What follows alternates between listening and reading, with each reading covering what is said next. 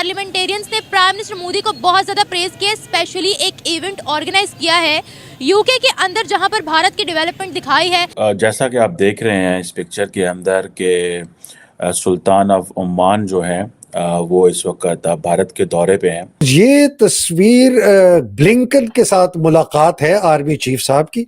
साथ इनके खड़े हैं आईएसआई के chief Nadeem Anjum. Lloyd Austin से मिलना आर्मी चीफ के, इनको तो कोई पानी नहीं पूछता। प्राइम मिनिस्टर मोदी जो हैं उन्होंने 16 दिसंबर का दिन क्यों चुना गया 16 दिसंबर का दिन क्यों चुना गया कि सुल्तान ऑफ ओमान का विजिट इस दिन होना चाहिए। ये मुस्कुराहट क्यों मेजर साहब आपके चेहरे पे? इसलिए है क्योंकि आज 16 दिसंबर है दोस्तों। ये फोटो देखिए, आया कि नहीं आया मजा?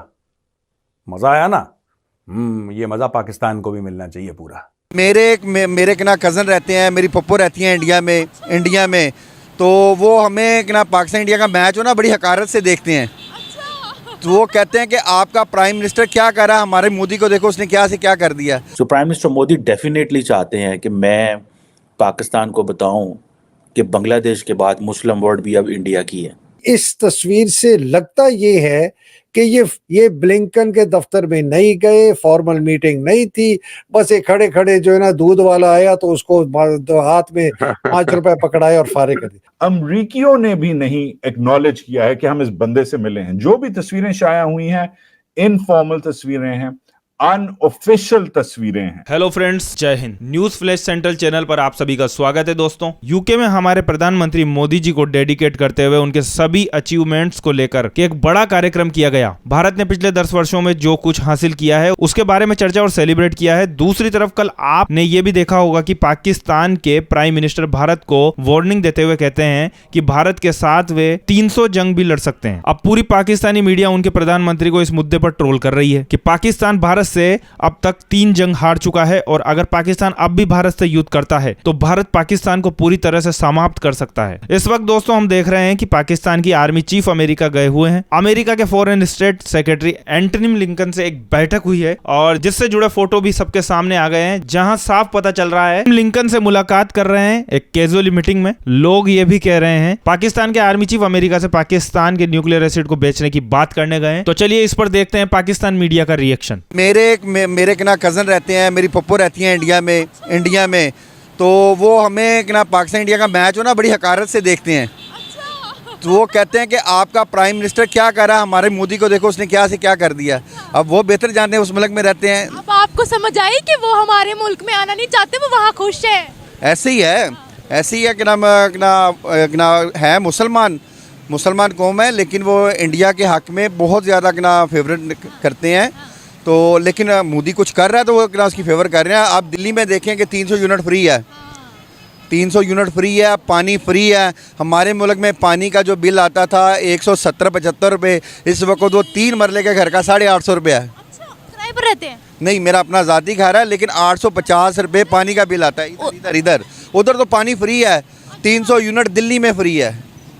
वो क्या कहते हैं उनके लिए प्राइम मिनिस्टर मोदी क्या है, वो आपको क्या बताते हैं कि प्राइम मिनिस्टर मोदी ने वहाँ क्या डेवलपमेंट किया है या वो कितना खुश है वहाँ पर, क्या क्या बताते हैं? इस मौजू में मेरी उनसे कोई बात नहीं होती, हम सलाम दुआ लेते हैं अपने के लिए, लेकिन वो ये कहते हैं कि हमारा जो मोदी है ना उसने हमारे मुल्क के लिए बहुत काम किया है। जैसा कि आप देख रहे हैं इस पिक्चर के अंदर के सुल्तान ऑफ ओमान जो है वो इस वक्त भारत के दौरे पे हैं।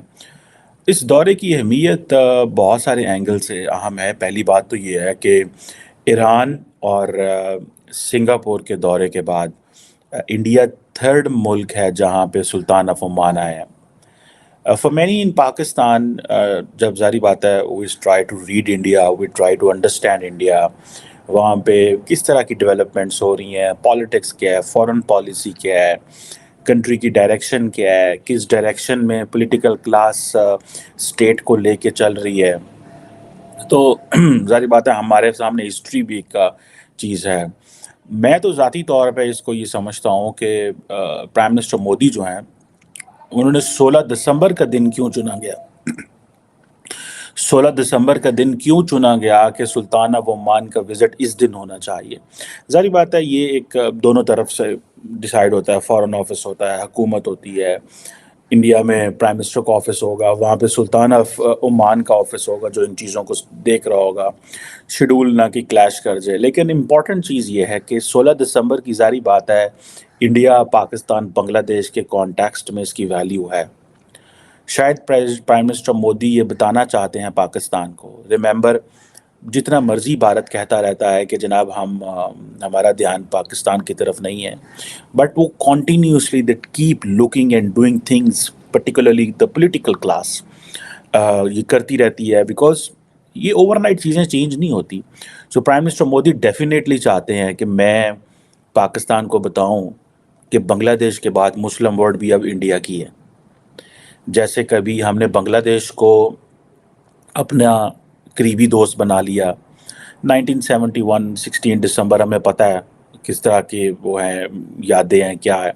मैं इस तस्वीर को भी याद कराना चाहता हूँ कि ये 16 दिसंबर को, not 16 December but Saudi army chief जो थे जनरल नरवाने से मिल रहे हैं, और उनके जो आर्मी चीफ के ऑफिस में ये पिक्चर लगी हुई है जहाँ पे जनरल नियाजी जो है वो सरेंडर डॉक्यूमेंट कर रहे हैं। एंड एट दैट टाइम जो सऊदी है उनको नहीं पता कि या उनको जहन में नहीं था या उनको पता नहीं था ऐसे होगा।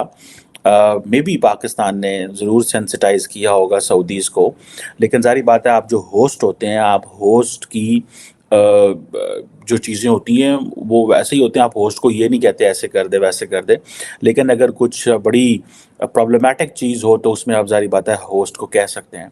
अब जारी बात है 16 ये जो डॉक्यूमेंट जनरल नियाजी साइन कर रहे हैं, सरेंडर डॉक्यूमेंट साइन कर रहे हैं, तो सऊदी आर्मी चीफ, सऊदी अरब के पाकिस्तान के साथ बड़े अच्छे करीबी ताल्लुकात हैं, लेकिन इंडियन आर्मी की जो बड़ी कामयाबियों में से कामयाबी माजरत चाहता हूँ, जो कामयाबियों में से बड़ी कामयाबी समझी जाती है वो यही है कि जी हमने उस वक्त बांग्लादेश बनाने में जो है वो बड़ी मदद की।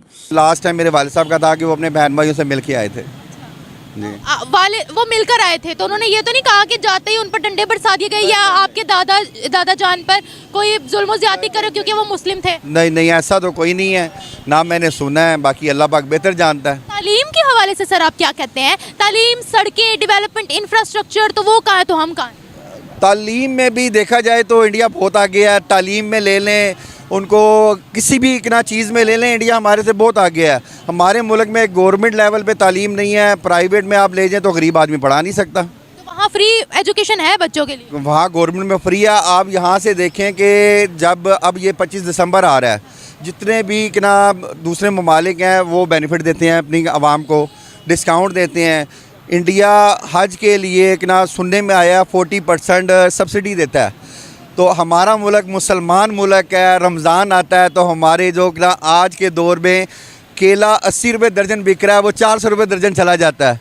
लेकिन अल्हम्दुलिल्लाह अल्लाह का करोड़ा शुक्र है कि फिर भी माड़े से माड़ा घर उस रमज़ान के महीने में वो चीज़ खाता है जो उसने सब कभी सोची नहीं होती। आप जब वहाँ गए थे आपने अजानों की आवाज़ सुनी थी, आपने मस्जिदें देखी थी वहाँ? नहीं, मैं बहुत छोटा था, 5 साल की उम्र में था। आपके जो रिश्तेदार है वो क्या कहते हैं? नहीं, वो नमाज़ पढ़ते हैं माशाल्लाह नमाज़ पढ़ते हैं, मुसलमान हैं। अभी होती है वो कहते हैं? होती हैं। मेरी फुप्पो का बेटा अभी क्या उम्रा करके आया है, माशाल्लाह उम्रा करके आया उधर।